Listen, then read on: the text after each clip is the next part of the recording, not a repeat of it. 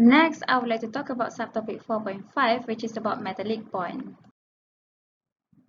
So what you should know in subtopic 4.5 is, by the end of the lessons, you should know how to explain the formation of metallic bond by electron C model, relate the metallic bond to the properties of metals such as malleability, ductility, electrical conductivity, and thermal conductivity, explain the factors that affect the strength of metallic bond, and relate the boiling or melting point to the molecular structure, types of bonding, and intermolecular forces when across the period 3, down the group 1, and down group 17.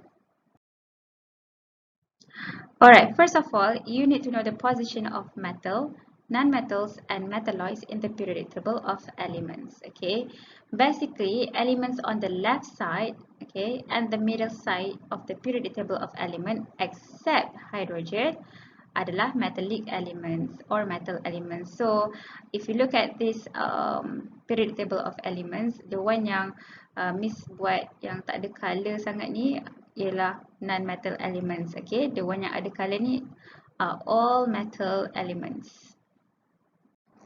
Previously, we have learned about subtopic 4.4, which is about the intermolecular forces. Apa tu intermolecular forces? Intermolecular forces ni ialah forces yang hold the molecules together, and we have two types of IMF, such as van der Waals forces and also hydrogen bond. And now I'm going to teach you about metallic bond. So apa tu metallic bond? Metallic bond, okay, by definition is the electrostatic force between the positively charged metal ions and the C of the localized electrons. Okay, so we can describe the metallic bond by the electron C model. Okay, di mana kita ada array of positive ions immersed in a sea of delocalized valence electrons. Kenapa kita panggil delocalized valence electrons? Because these valence electrons memang boleh bergerak-gerak. Electron C model punya soalan ni kadang-kadang dia suka keluar dalam exam juga tau, kadang-kadang lah. Contohnya kalau soalan tu dia bagi suruh kamu describe the formation of metallic bond in aluminum by using the electron C model. Aluminum is a metal kan? Metal kat group mana? Group 3. So sekarang ni you kena tahu the definition of metallic bond. Okay, metallic bond ni adalah apa? Electrostatic force between a positively charged metal ion and the C of the localized electron. So kalau you nak describe dia by using the electron C model, you need to know the charge ataupun the ion aluminium ni berapa. So you know that aluminium ada 3 valence electron, therefore dia akan ada charge of positive 3. And the metal ion punya symbol adalah Al3+. So bila you nak lukis the electron C model of this aluminium, sebab you nak describe the metallic bond for aluminium metal ni kan, so you boleh lukis petak dulu, bentuk petak. Okay, lepas tu you lukis Al3+ di dalam bulatan, okay, to show that this is a positively charged metal ion. And also untuk describe the C of the localized valence electron, you bolehlah lukis electrons ni banyak-banyak macam ni dekat sekitar positively charged metal ion, just to fit with the definition of metallic bond. Okay, there are 4 physical properties of metals that you should know of. Metal actually dia lustrous. Lustrous tu maksudnya shiny lah. Okay, metal memang dia berkilat-kilat sikit kan permukaan dia. And it is malleable. Malleable tu maksudnya kita boleh ketuk metal tu untuk ubah dia jadi shape yang berbeza tanpa kita pecahkan metal tersebut. Okay, next ialah metal is ductile. Kiranya it can be drawn into a wire. And metal pun dia good conductor of heat and also electricity. Okay, kiranya dia boleh jana electricity and also dia high thermal. Okay, sekarang ni Miss nak discuss pasal physical properties of metal yang melibatkan malleability and ductility of metal. Okay, in metallic bonding, electrons ni dia tak akan belong to any particular metal atom tau. And if let's say kita apply sedikit force kepada metal tu, one layer of the atoms can slide over one another without mengganggu ataupun menghancurkan the metallic bonding tersebut. Okay, this means that metallic bond ni dia memang flexible and kuat. Okay, therefore that's why lah kita boleh ketuk-ketuk metal tu, jadikan dia into thin sheets, ataupun kita boleh membentukkan metal tu into wires without breaking the metallic bond. The next physical properties of metals that I would like to explain is about the thermal and electrical conductivity of metal. Metal have a very high electrical conductivity and also very high thermal conductivity. It's all because of the delocalized electrons in metal. Delocalized electrons ni adalah electrons yang boleh bergerak-gerak secara bebas. Okay, so this delocalized, kalau let's say metal tu dia ada high electrical conductivity, sebab if let's say you ada electrical potential di mana you ada positive electrode and also negative electrode. Okay, apa yang delocalized electron in metal ni buat ialah mereka akan bergerak free daripada negative electrode kepada positive electrode bila metal tu berada di dalam electrical potential. Okay, therefore metals have a very high electrical conductivity. Same goes to why metal have high thermal conductivity is because the delocalized electron. Delocalized electron ni dia bergerak bebas, mobile and free. Okay, dia boleh conduct heat. Sebab kenapa? Sebab this delocalized electron dia carry kinetic energy daripada hot part of the metal lattice to the cold part of the metal lattice. Therefore, metals have high thermal conductivity. Next, I would like to discuss about the factors that will affect the strength of metallic bond. Why it is important to know the factors that will affect the strength of metallic bond? Because it will affect the melting or boiling point. Okay, sebab semakin kuat the metallic bond, semakin susah you nak break the bond. Therefore, you memerlukan banyak energy untuk overcome the stronger bond. Therefore, the melting or boiling point will be higher. Okay, and then the strength of metallic bonds will depend highly, okay, on the number of valence electrons of the metal. Okay, so you just tengok dekat this equation. The strength of metallic bond actually is directly proportional to the number of valence electron per atom, but indirectly proportional to the atomic radius. Bermaksud kat sini, okay, kalau let's say you ada metal atom, number of valence electron dia banyak, okay, macam contohnya lah kan, you tahu sodium ada 1 valence electron, magnesium ada 2 valence electron, aluminium ada 3 valence electron. That means aluminium punya number of valence electron for atom Al ni, dia punya number of valence electron dia is higher compared to Mg and Na. Therefore, Al will have a stronger metallic bond compared to Mg and Na. Kalau atomic radius pula, because dia punya hubungan ni indirectly proportional, if let's say the smaller the atomic radius ataupun the smaller the size of the atom, okay, lagi kecil atomic radius, lagi kuat lah the strength of metallic bond. Okay. Okay, so from previous slide, we know that the stronger the metallic bonds, the higher the melting and boiling point of a metal, right? Okay, if you nak compare kekuatan bond between IMF and also metallic bond, actually metallic bond has the strongest bond. Okay, metallic bond has the strongest bond, and metallic bond is actually stronger than IMF. IMF kan terbagi kepada dua, which is hydrogen bond and also van der Waals forces. Van der Waals force ada dua kan, dipole and London dispersion force. So kalau nak ikutkan urutan, okay, metallic bond has the strongest bond compared to hydrogen bond, compared to van der Waals force type of attraction, which is dipole forces and also London dispersion forces. London dispersion forces adalah type of van der Waals force, type of intermolecular force yang paling lemah. Okay, so now I would like to relate the boiling and melting point to the molecular structure, types of bonding and also intermolecular forces of molecule across the period 3, down group 1 and down group 17. Okay, sekarang ni Miss nak discuss pasal the effect of strength of metallic bonding or IMF across the period 3 in the periodic table of element. Okay, across the period 3 in the periodic table of element, it will start with Na, ends with Ar. And the boiling and melting point semakin ke hujung, okay, across the period, makin dia punya melting and boiling point dia makin sedikit. Sebab apa? Okay, and then tapi dia ada anomalous sikit dekat SI, sebab SI tiba-tiba kat tengah-tengah dia macam menaik sedikit. Okay, so you need to know here is you need to assess the molecule tu punya type of intermolecular forces or type of bond yang dia ada supaya you tahu the strength of the bond macam mana. Okay, so kalau let's say from Na to Al, across Na to Al, dia punya metallic bond dia makin kuat.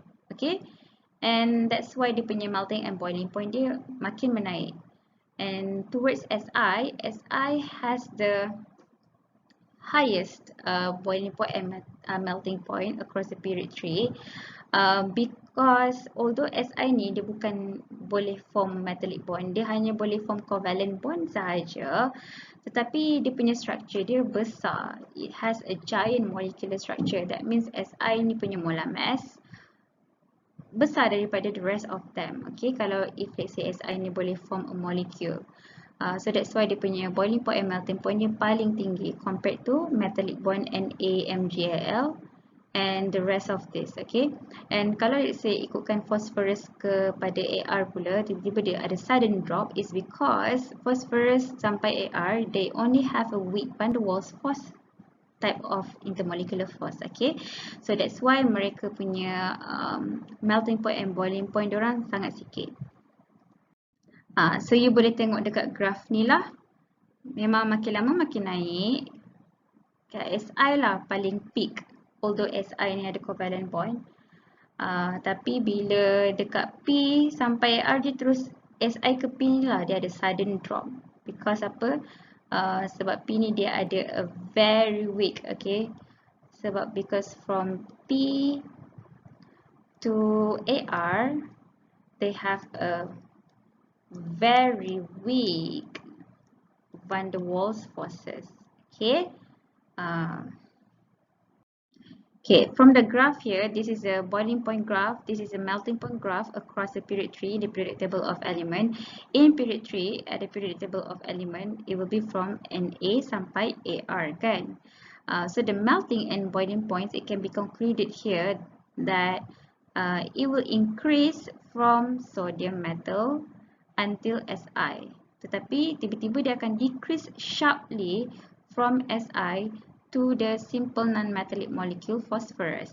Okay, because why? Because these abrupt changes berlaku because of the changes in structure and also bonding of the elements across the period. Okay, that's why Miss bagi tahu tadi, you kena tahu what type of bond untuk setiap atom di across period 3 di periodic table of elements. Okay, right now Miss nak discuss pasal trend of melting point and boiling point for Na, Mg dengan Al, because ketiga-tiga elements ni mereka punya boiling points and melting points are influenced by the strength of metallic bonds. Okay, macam mana you tahu sesuatu metallic bonds tu dia sangat kuat? It is because of the number of valence electrons. Semakin banyak valence electron, semakin tinggi dia punya number of valence electron, semakin tinggilah dia punya, semakin kuatlah dia punya metallic bond. So for example here, Al has 3 valence electron, kan? Okay, you tahu Al ada 3 valence electron compared to magnesium ada 2 valence electron, sodium ada 1 valence electron, and you know that the strength of metallic bonds they are directly proportional to the number of valence electron. Since we know that aluminium has the has the highest number of valence electrons, therefore the metallic bonding becomes gradually stronger from Na sampailah Al. Okay, so bila the strength of metallic bond increases, therefore the melting and boiling points will be increased as well. Next, if nak discuss pasal molekul P, S, Cl dan juga R, pasal trend mereka punya melting point and boiling point, actually P, S, Cl dengan Ar are non-metallic elements in the periodic tree. So, diorang hanya boleh form a simple molecular structure sahaja. Okay, such as kalau diorang nak form molekul pun, P boleh form molekul jadi P4, S jadi S8, Cl jadi Cl2. Argon pula dia monoatomic gases, so dia Ar sahaja. Okay, so diorang punya molekul ni sangat kecil, okay, sangat discrete. That's why diorang punya covalent bonds between these molecules sangat lemah. Okay, the van der Waals forces between these molecules are very weak. Okay. This explains why the non-metallic elements have a very low melting point. Because of what? Because of the van der Waals forces between the molecules are weak in a small discrete molecules.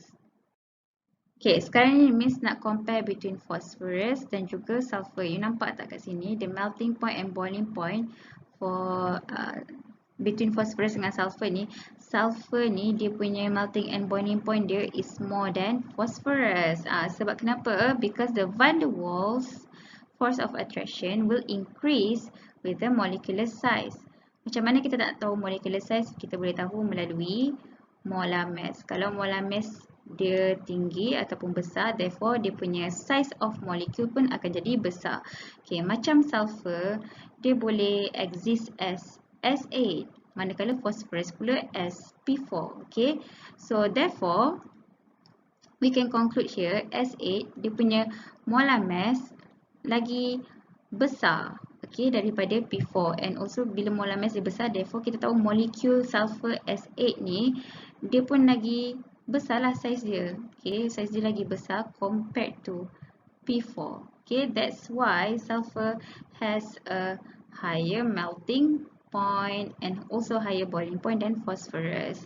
Okay, so kalau let's say I nak comparekan between chlorine dengan argon pula. Okay, so if I nak compare between chlorine dengan argon, okay, chlorine Cl2 dia boleh exist as Cl2. Chlorine dia punya melting point and boiling point is higher than Ar. Sebab kenapa? Ar boleh exist as a monoatomic molecule. Okay, tapi chlorine dia boleh jadi Cl2. So Cl2 kalau comparekan molar mass dengan Ar, mestilah Cl2 menang kan? So we know here from here that the molar mass of Cl2 is more compared to Ar, and therefore ni akan menjadikan molekul Cl2 besar compared to monoatomic molecules Ar. Okay, so that's why chlorine dia punya melting and boiling point dia is higher compared to noble gas argon. Okay, tapi untuk concludekan everything yang dekat non-metal elements ni, we know that non-metal elements ni dia hanya boleh form a very simple molecular structure. So bila dia boleh form simple molecular structure, that's why dia ada weak van der Waals forces. Okay, so bila dia ada weak van der Waals forces, we know that we need just a small amount energy to overcome the weak van der Waals forces of attraction during the boiling. That's why the non-metal elements have lower melting point and boiling point. Next, if Miss nak discuss pasal melting point and boiling point down the group 1. Okay, group 1 ni group apa ya? Group 1 ni kita tahu group metal, kan? And then kalau let's say down the group, kita tahu kalau kita down the group NSAS, kan? NSAS bermaksud kalau down the group dia punya size akan jadi besar.